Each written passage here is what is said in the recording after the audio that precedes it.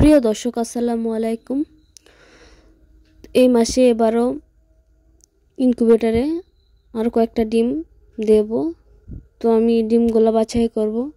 বড় বড় ডিমগুলো আমি ইনকিউবেটরে দেব, আর ছোট ডিমগুলো রেখে দেব আমার ছেলে মেয়ের জন্য, ওরা খাইব। আর এইদিকে আমি পেন্সিলের সাহায্যে মার্ক করে নিছি কোন মুরগির কোন ডিম চিহ্ন করে রেখেছি, আর ক্রস চিহ্ন দিছি যেন এপিট আর ওপিট ভালোভাবে উল্টানো যায়। তো এই ইনকিউবেটরটা ভালোভাবে রোদে দিয়ে জীবাণু মুক্ত করে তারপরে আবার তুষ দিয়ে নিছি। এখন আমি একে একে করে ডিমগুলা বসিয়ে দেব। আমার আগের বারে 23টা বাচ্চা ফুটছিল 30টা ডিমেরতে।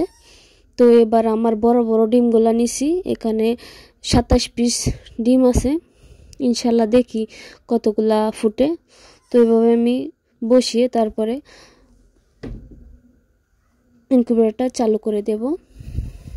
তো এখন ঢাকনা দিয়ে ডেকে রাখবো। আর এদিকে আমার ফলের ঝুড়িতে যে বাচ্চাগুলা রাখছি, রোদে আনে রাখছি, তো ওরা মাশাল্লাহ বড় হতেছে। তো ওদেরকে আমি দিছি লাইসোবিট পানিতে মিশিয়ে দিছি আর সোনালি ফিট খাইতে দিছি।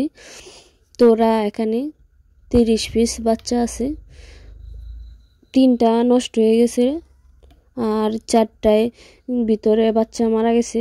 হয়তো কারেন্টের সমস্যার জন্যই আমার বাচ্চাগুলো মারা গেছে। এদের জন্য আমার খুব খারাপ লাগতেছে। নষ্ট হয়ে যেত কোনো কথা ছিল না, কিন্তু বাচ্চা ডিমের ভিতরে মারা গেছে। চেক করে দেখছিলাম ডিমের ভিতরে বাচ্চা মারা গেছে। তো ওদেরকে আমি রোদে দিছি। এইদিকে আমার চিকুমনির কি অবস্থা সেটা দেখতে আসছি আর আপনাদের দেখাচ্ছি। ওর কাছে যাইতে ও আমার টুকরানি শুরু করছে। এই যে মাশাল্লাহ মাশাল্লাহ বলবেন। ও ডিম থেকে বাচ্চা ফুটানো শুরু করছে, এখনো শেষ করে নাই।